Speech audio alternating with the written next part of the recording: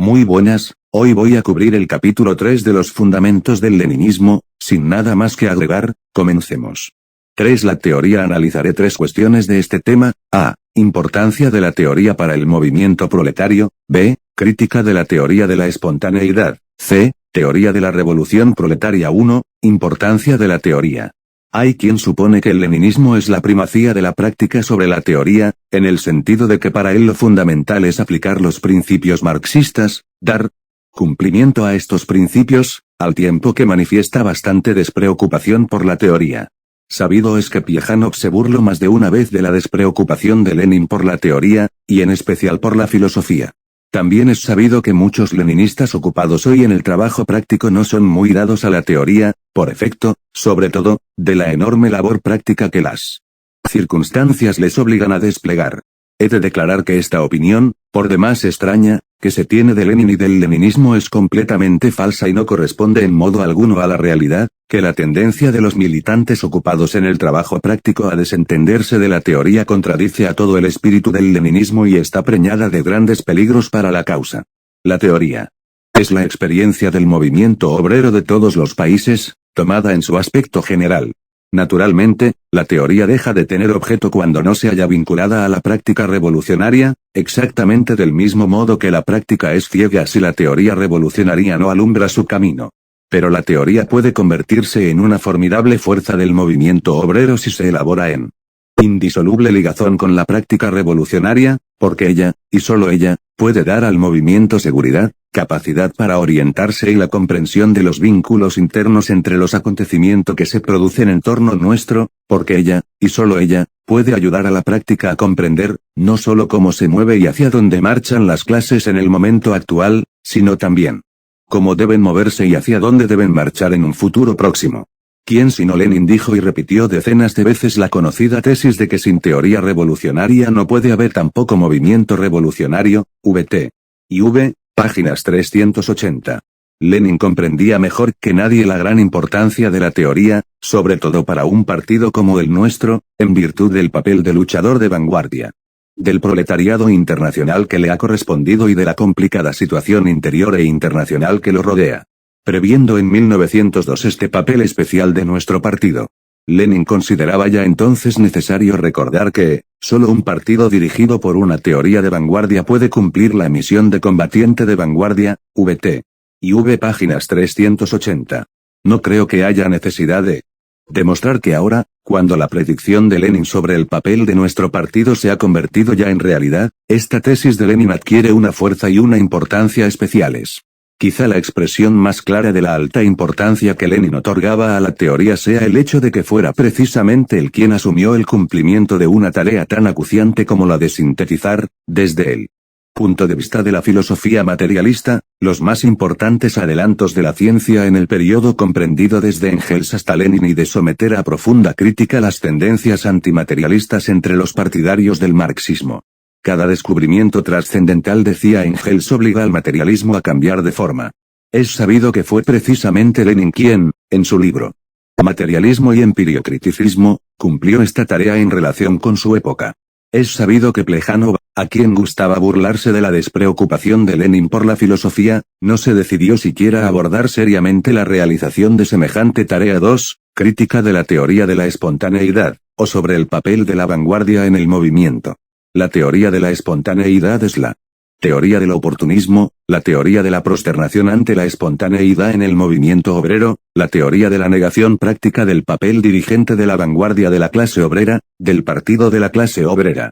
La teoría de la prosternación ante la espontaneidad es una teoría decididamente contraria al carácter revolucionario del movimiento obrero, contraria a la orientación del movimiento hacia la lucha contra los fundamentos del capitalismo, aboga porque el movimiento marche exclusivamente por la senda de las reivindicaciones posibles, aceptables para el capitalismo, aboga de manera absoluta por la vía de la menor resistencia. La teoría de la espontaneidad es la ideología del tradeunionismo. La teoría de la prosternación ante la espontaneidad es decididamente contraria a que se imprima al movimiento espontáneo un carácter consciente, regular, es contraria a que el partido marche al frente de la clase obrera, a que el partido haga conscientes a las masas, a que el partido marche a la cabeza del movimiento, aboga porque los elementos conscientes del movimiento no impidan a éste seguir su camino, aboga porque el partido no haga más que prestar oído al movimiento espontáneo y se arrastre a la zaga de él. La teoría de la espontaneidad es la teoría de la subestimación del papel del elemento consciente en el movimiento, es la ideología del seguidismo, la base lógica de todo oportunismo. Prácticamente, esta teoría, que salió a escena ya antes de la primera revolución rusa, llevó a que sus adeptos, los llamados economistas, negaran la necesidad de un partido obrero independiente en Rusia, se manifestasen contra la lucha revolucionaria de la clase obrera por el derrocamiento del zarismo, predicaran una política tradeunionista en el movimiento, y, en general, abandonasen a la burguesía liberal la hegemonía en el movimiento obrero. La lucha de la vieja Iskra y la brillante crítica de la teoría del seguidismo hecha por Lenin en su folleto que hacer no solo derrotaron al llamado economismo sino que, además, sentaron las bases teóricas para un movimiento realmente revolucionario de la clase obrera rusa. Sin esta lucha, ni siquiera hubiera podido pensarse en crear en Rusia un partido obrero independiente, ni en el papel dirigente de este en la revolución. Pero la teoría de la prosternación ante la espontaneidad no es un fenómeno exclusivamente ruso.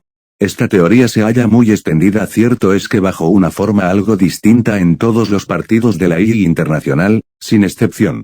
Me refiero a la llamada teoría de las fuerzas productivas, vulgarizada por los líderes de la I Internacional, teoría que lo justifica todo y reconcilia a todos, que registra los hechos, los explica cuando ya todo el mundo está harto de ellos y, después de registrarlos, se da por satisfecha.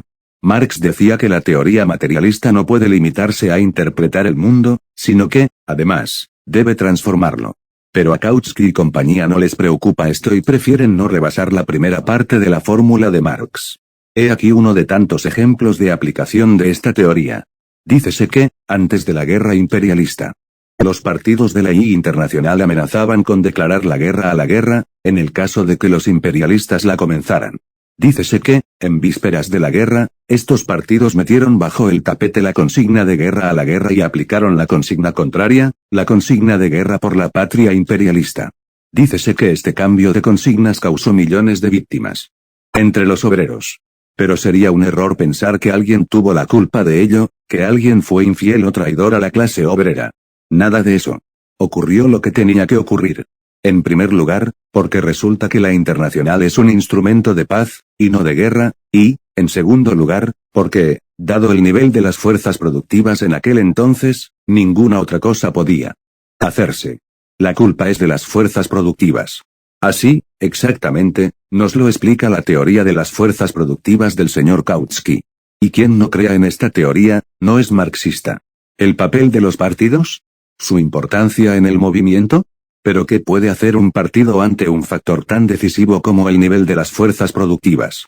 Podríamos citar todo un montón de ejemplos semejantes de falsificación del marxismo. No creo que sea necesario demostrar que este marxismo contrahecho, destinado a cubrir las vergüenzas del oportunismo, no es más que una variante a la europea de esa misma teoría del seguidismo combatida por Lenin ya antes de la primera revolución rusa. No creo que sea necesario demostrar que demoler esa falsificación teórica es una condición preliminar para la creación de partidos verdaderamente revolucionarios en el Occidente. 3. Teoría de la revolución proletaria. La teoría leninista de la revolución proletaria parte de tres tesis fundamentales. Primera tesis. La dominación del capital financiero en los países capitalistas adelantados, la emisión de títulos de valor, como una operación importantísima del capital financiero, la exportación de capitales a las fuentes de materias primas, como una de las bases del imperialismo, la omnipotencia de la oligarquía financiera, como resultado de la dominación del capital financiero, todo esto pone al descubierto el burdo carácter parasitario del capitalismo monopolista, hace 100 veces más doloroso el yugo de los trusts y de los sindicatos capitalistas, acrecienta la indignación de la clase obrera contra los fundamentos del capitalismo y lleva a las masas a la revolución proletaria como única salvación. El imperialismo, de Lenin. De aquí se desprende la primera conclusión, agudización de la crisis revolucionaria en los países capitalistas, acrecentamiento de los elementos de un estallido en el frente interior, en el frente proletario de las metrópolis. Segunda tesis. La exportación intensificada de capitales a las colonias y los países dependientes, la extensión de las esferas de influencia y de los dominios coloniales, que llegan a abarcar todo el planeta, la transformación del capitalismo en un sistema mundial de esclavización financiera y de opresión colonial de la gigantesca mayoría de la población del globo por un puñado de países adelantados, todo esto, de una parte, ha convertido las distintas economías nacionales y los distintos territorios nacionales en eslabones de una misma cadena, llamada economía mundial, de otra parte, ha dividido a la población del planeta en dos campos, el de un puñado de países capitalistas adelantados, que explotan y oprimen vastas colonias y vastos países dependientes, y el de la enorme mayoría de colonias y países dependientes, que se ven obligados a luchar por liberarse del yugo imperialista, el imperialismo. De aquí se desprende la segunda conclusión, agudización de la crisis revolucionaria en las colonias, acrecentamiento de la indignación contra el imperialismo en el frente exterior, en el frente colonial. Tercera tesis. La posesión monopolista de las esferas de influencia y de las colonias, el desarrollo desigual de los países capitalistas, que lleva a una lucha furiosa por un nuevo reparto del mundo entre los países que ya se han apoderado de los territorios y los que desean obtener su parte, las tierras imperialistas, como único medio de restablecer el equilibrio roto. Todo esto conduce al fortalecimiento del tercer frente, del frente intercapitalista, que debilita al imperialismo y facilita la unión de los dos primeros frentes, el frente proletario revolucionario y el frente de la liberación nacional contra el imperialismo, el imperialismo. De ahí se desprende la tercera conclusión, ineluctabilidad de las guerras bajo el imperialismo e inevitabilidad de la coalición de la revolución proletaria de Europa con la revolución colonial del Oriente, formando un solo frente mundial de la revolución contra el frente mundial del imperialismo. Lenin suma todas estas conclusiones en una conclusión general: el imperialismo es la antesala de la revolución socialista, VT. Xix. Página 71. En consonancia con esto, cambia el modo mismo de abordar el problema de la revolución proletaria, de su carácter, de su extensión y profundidad, cambia el esquema de la revolución en general. Antes, el análisis de las premisas de la revolución proletaria solía abordarse desde el punto de vista del estado económico de tal o cual país. Ahora, este modo de abordar el problema ya no basta. Ahora hay que abordarlo desde el punto de vista del estado económico de todos o de la mayoría de los países, desde el punto de vista del estado de la economía mundial, porque los distintos países y las distintas economías nacionales han dejado ya de ser unidades autónomas y se han convertido en eslabones de una misma cadena, que se llama economía mundial, porque el viejo capitalismo civilizado se ha transformado en imperialismo, y el imperialismo es un sistema mundial de esclavización financiera y de opresión colonial de la inmensa mayoría de la población del globo por un puñado de países adelantados. Antes solía hablarse de la existencia o de la ausencia de condiciones objetivas para la revolución proletaria en los distintos países o, más exactamente, en tal o cual país desarrollado. Ahora, este punto de vista ya no basta. Ahora hay que hablar de la existencia de condiciones objetivas para la revolución en todo el sistema de la economía imperialista mundial, considerado como una sola entidad, y la presencia, dentro de este sistema, de algunos países con un desarrollo industrial insuficiente no puede representar un obstáculo insuperable para la revolución, si el sistema en su conjunto o, mejor dicho, puesto que el sistema en su conjunto está ya maduro para la revolución. Antes solía hablarse de la revolución proletaria en tal o cual país desarrollado, como de una magnitud autónoma, que se contraponía, como a su antípoda, al respectivo Frente Nacional del Capital. Ahora, este punto de vista ya no basta. Ahora hay que hablar de la revolución proletaria mundial, pues los distintos frentes nacionales del capital se han convertido en otros tantos eslabones de una misma cadena, que se llama Frente Mundial del Imperialismo y a la cual hay que contraponer el frente general del movimiento revolucionario de todos los países. Antes se concebía la revolución proletaria como resultado exclusivo del desarrollo interior del país en cuestión. Ahora, este punto de vista ya no basta. Ahora, la revolución proletaria debe concebirse, ante todo, como resultado del desarrollo de las contradicciones dentro del sistema mundial del imperialismo, como resultado de la ruptura de la cadena del Frente Mundial Imperialista en tal o cual país. ¿Dónde empezará la revolución? ¿Dónde podrá romperse, en primer lugar, el frente del capital? ¿En qué país? allí donde la industria esté más desarrollada, donde el proletariado forme la mayoría, donde haya más cultura, donde hay más democracia, solían contestar antes.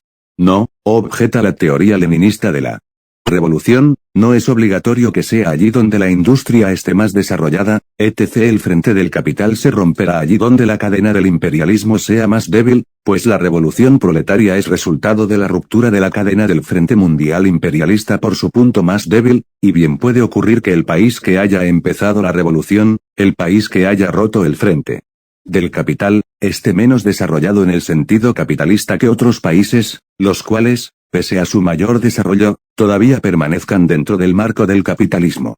En 1917, la cadena del frente imperialista mundial resultó ser más débil en Rusia que en los demás países.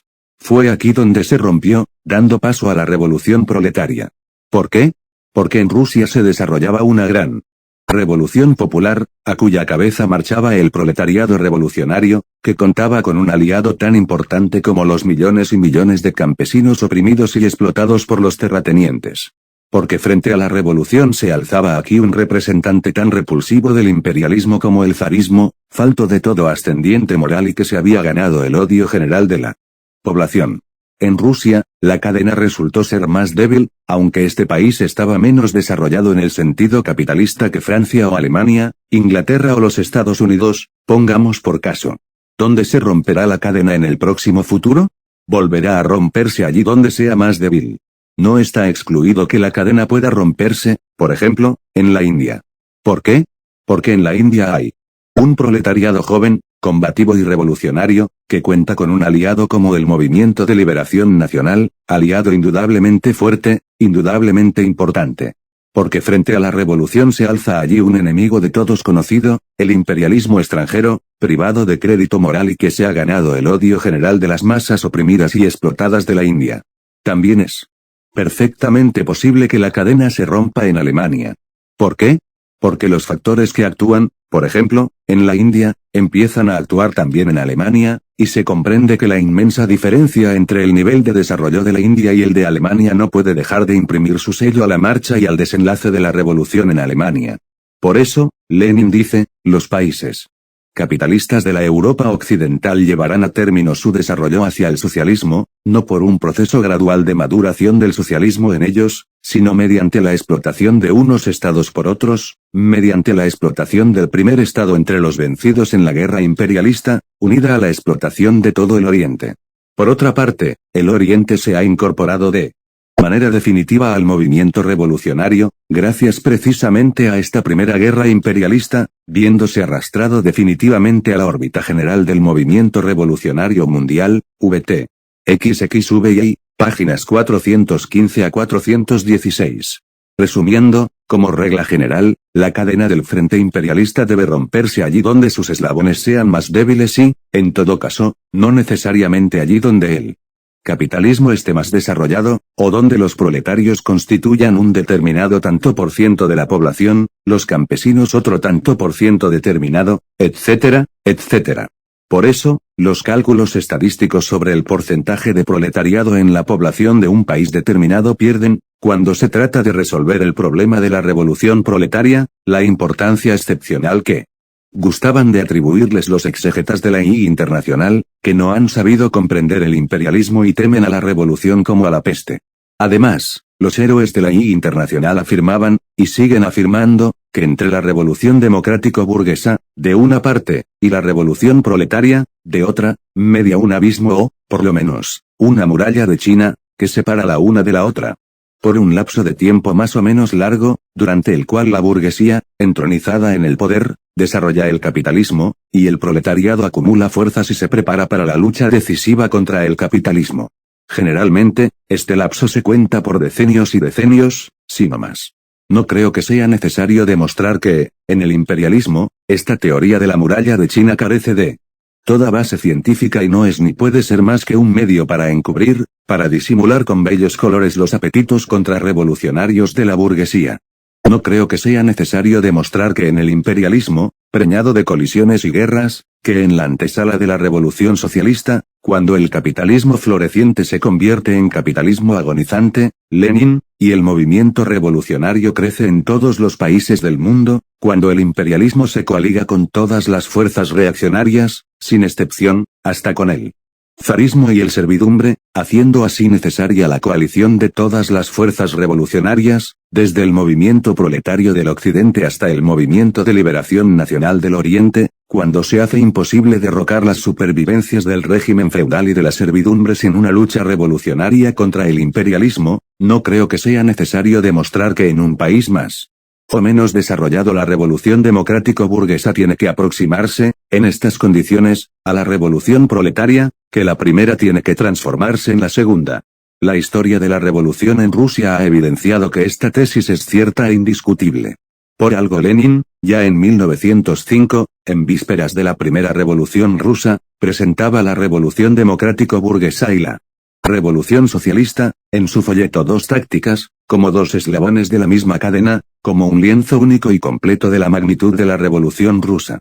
El proletariado debe llevar a término la revolución democrática, atrayéndose a la masa de los campesinos, para aplastar por la fuerza la resistencia de la autocracia y paralizar la inestabilidad de la burguesía.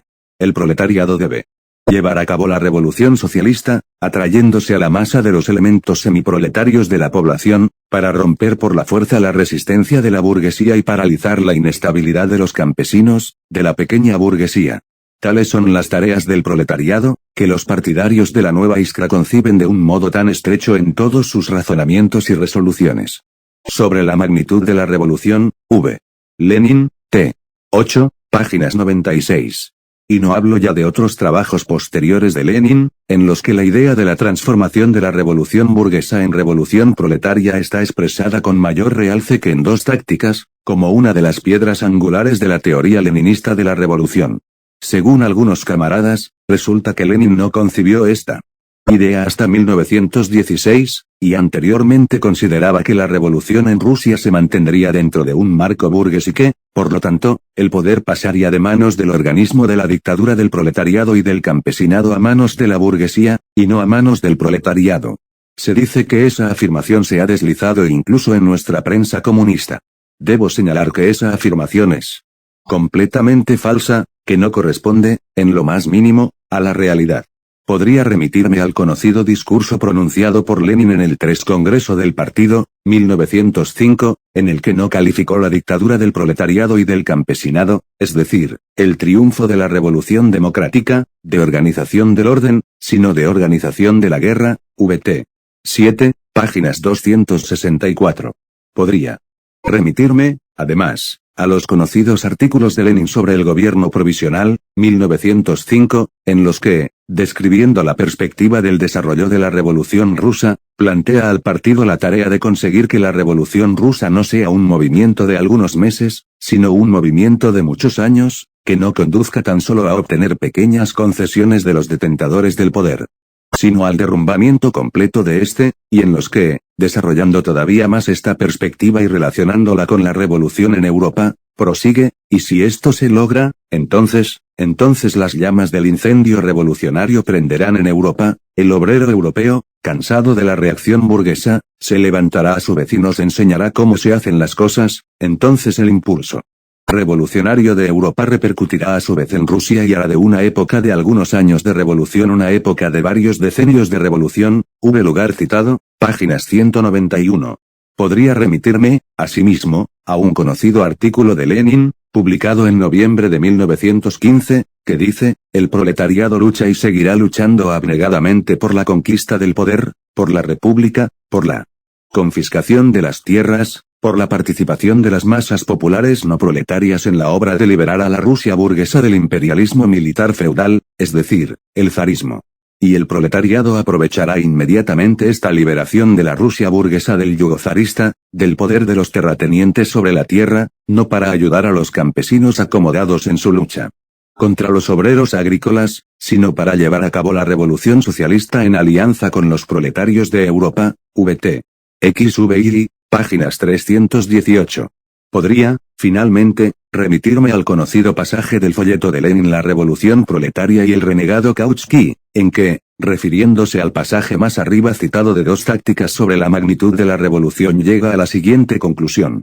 Ha ocurrido tal y como nosotros dijimos. La marcha de la revolución ha confirmado la certeza de nuestro razonamiento.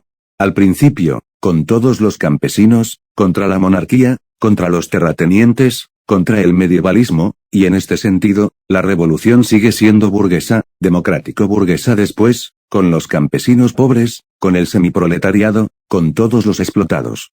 Contra el capitalismo, comprendidos los ricachos del campo, los kulaks, los especuladores, y, por ello, la revolución se transforma en revolución socialista. Querer levantar una artificial muralla de China entre ambas revoluciones, separarla una de la otra por algo que no sea el grado de preparación del proletariado y el grado de su unión con los campesinos pobres, es la mayor tergiversación del marxismo, es adocenarlo, reemplazarlo por el liberalismo, vt. XXI, páginas 391. Me parece que con eso basta. Bien, se nos dirá, pero ¿por qué, en este caso, Lenin combatió la idea de la revolución permanente, ininterrumpida?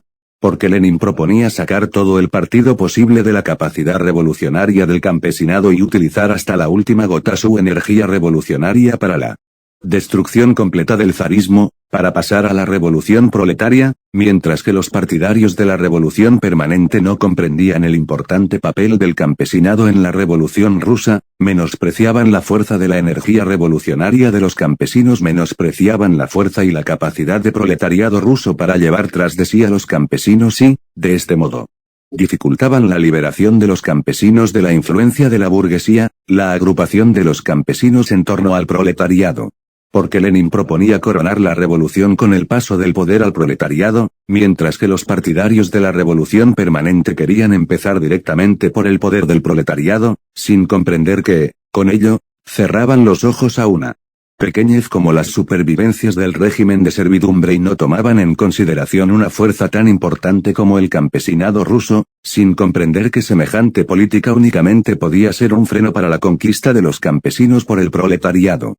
Así, pues, Lenin no combatía a los partidarios de la revolución permanente por la cuestión de la continuidad, pues el propio Lenin sostenía el punto de vista de la revolución ininterrumpida, sino porque menospreciaban el papel de los campesinos, que son la reserva más importante del proletariado, y no comprendían la idea de la hegemonía del proletariado. No puede decirse que la idea de la revolución permanente sea una idea nueva. El primero que la formuló fue Marx, a fines de la década del 40, en su conocido mensaje a la Liga de los Comunistas, 1850. De este documento fue de donde sacaron nuestros permanentistas la idea de la revolución ininterrumpida. Debe señalarse que, al tomar esta idea de Marx, nuestros permanentistas la modificaron un tanto, y, al modificarla, la estropearon, haciéndola inservible para el uso práctico. Fue necesario que la mano experta de Lenin corrigiese este error, tomase la idea de Marx sobre la revolución ininterrumpida en su forma pura e hiciese de ella una de las piedras angulares de la teoría leninista de la revolución. He aquí lo que dice Marx, en su mensaje, sobre la revolución ininterrumpida, permanente, después de haber enumerado una serie de reivindicaciones revolucionario-democráticas, a cuya conquista llama a los comunistas, mientras que los pequeños burgueses democráticos quieren poner fin a la revolución lo más rápidamente que se pueda, después de haber obtenido, a lo sumo, las reivindicaciones arriba mencionadas. Nuestros intereses y nuestras tareas consisten en hacer la revolución permanente hasta que sea descartada la dominación de las clases más o menos poseedoras, hasta que el proletariado conquiste el poder del Estado, hasta que la asociación de los proletarios se desarrolle, y no solo en un país, sino en todos los países predominantes del mundo, en proporciones tales, que cese la competencia entre los proletarios de estos países, y hasta que por lo menos las fuerzas productivas decisivas estén concentradas en manos del proletariado. En otras palabras, Marx no proponía, en modo alguno, comenzar la revolución, en la Alemania de la década del 50, directamente por el poder proletario, contrariamente a los planes de nuestros permanentistas rusos. Marx solo proponía que se coronase la revolución con el poder estatal del proletariado, desalojando paso a paso de las alturas del poder a una fracción de la burguesía, tras otra, para, una vez instaurado el poder del proletariado, encender la revolución en todos los países. De completo acuerdo con lo enunciado está todo lo que enseñó y llevó a la práctica Lenin en el transcurso de nuestra revolución, aplicando su teoría de la revolución proletaria en las condiciones del imperialismo. Resulta, pues, que nuestros permanentistas rusos no solo menospreciaban el papel del campesinado en la revolución rusa y la importancia de la idea de la hegemonía del proletariado, sino que modificaban, empeorándola, la idea de Marx sobre la revolución permanente, haciéndola inservible para su aplicación práctica. Por eso Lenin ridiculizaba la teoría de nuestros permanentistas, calificándola de original y de magnífica y acusándolos de no querer reflexionar acerca del por qué la vida llevaba 10 años, ni más ni menos, pasando de largo por delante de esta magnífica teoría. El artículo de Lenin fue escrito en 1915, a los 10 años de aparecer en Rusia la teoría de los permanentistas. Véase XVII, páginas 317. Por eso Lenin tildaba esta teoría de semi-menchevique, diciendo que toma de los bolcheviques el llamamiento a la lucha revolucionaria decidida del proletariado y a la conquista del poder político por este, y de los mencheviques, la negación del papel de los campesinos. El artículo de Lenin sobre las dos líneas de la revolución, lugar citado. Eso es lo que hay en cuanto a la idea de Lenin sobre la transformación de la revolución democrático-burguesa en revolución proletaria, sobre el aprovechamiento de la revolución burguesa para pasar inmediatamente a la revolución proletaria. Además, antes se creía imposible la victoria de la revolución en un solo país, suponiendo que, para alcanzar la victoria sobre la burguesía, era necesaria la acción conjunta de los proletarios de todos los países adelantados o, por lo menos, de la mayoría de ellos. Ahora, este punto de vista ya no corresponde a la realidad. Ahora hay que partir de la posibilidad de este triunfo, pues el desarrollo desigual y a saltos de los distintos países capitalistas en el imperialismo, el desarrollo, en el seno del imperialismo, de contradicciones catastróficas que llevan a guerras inevitables, el incremento del movimiento revolucionario en todos los países del mundo, todo ello no solo conduce a la posibilidad, sino también a la necesidad del triunfo del proletariado en uno u otro país. La historia de la revolución en Rusia es una prueba directa de ello. Únicamente debe tenerse en cuenta que el derrocamiento de la burguesía solo puede lograrse si se dan algunas condiciones absolutamente indispensables, sin las cuales ni siquiera puede pensarse en la toma del poder por el proletariado. He aquí lo que dice Lenin acerca de estas condiciones en su folleto La enfermedad infantil, la ley fundamental de la revolución, confirmada por todas las revoluciones, y en particular por las tres revoluciones rusas del siglo XX, consiste en lo siguiente: para la revolución no basta con que las masas explotadas y oprimidas tengan conciencia de la imposibilidad de seguir viviendo como viven y exijan cambios, para la revolución es necesario que los explotadores no puedan seguir viviendo y gobernando como viven y gobiernan.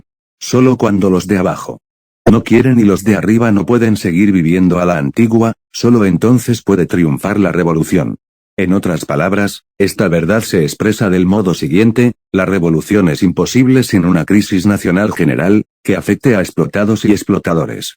Por consiguiente, para hacer la revolución, hay en primer lugar, que conseguir que la mayoría de los obreros, o en todo caso, la mayoría de los obreros conscientes, reflexivos, políticamente activos, comprenda profundamente la necesidad de la revolución y esté dispuesta a sacrificar la vida por ella. En segundo lugar, es preciso que las clases gobernantes atraviesen una crisis gubernamental que arrastre a la política hasta las masas más atrasadas, que reduzca a la impotencia al gobierno y haga posible su rápido derrocamiento por los revolucionarios. VT. XXV, páginas 222. Pero derrocar el poder de la burguesía e instaurar el poder del proletariado en un solo país no significa todavía garantizar el triunfo completo del socialismo. Después de haber consolidado su poder y arrastrado consigo a los campesinos, el proletariado del país victorioso puede y debe edificar la sociedad socialista. Pero significa esto que, con ello, el proletariado logrará el triunfo completo, definitivo, del socialismo, es decir, significa esto que el proletariado puede, con las fuerzas de un solo país, consolidar definitivamente el socialismo y garantizar completamente al país contra una intervención y, por tanto, contra la restauración? No. Para ello es necesario que la revolución triunfe, por lo menos, en algunos países.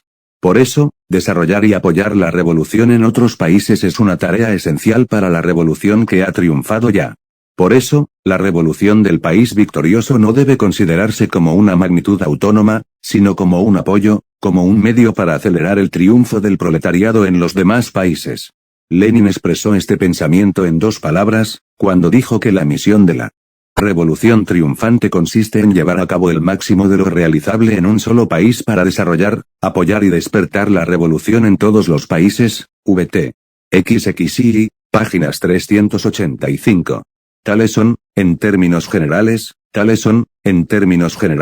los rasgos característicos de la teoría leninista de la revolución proletaria. Bueno, eso fue el capítulo 3, en el próximo vídeo cubriré el capítulo 4, hasta entonces chao.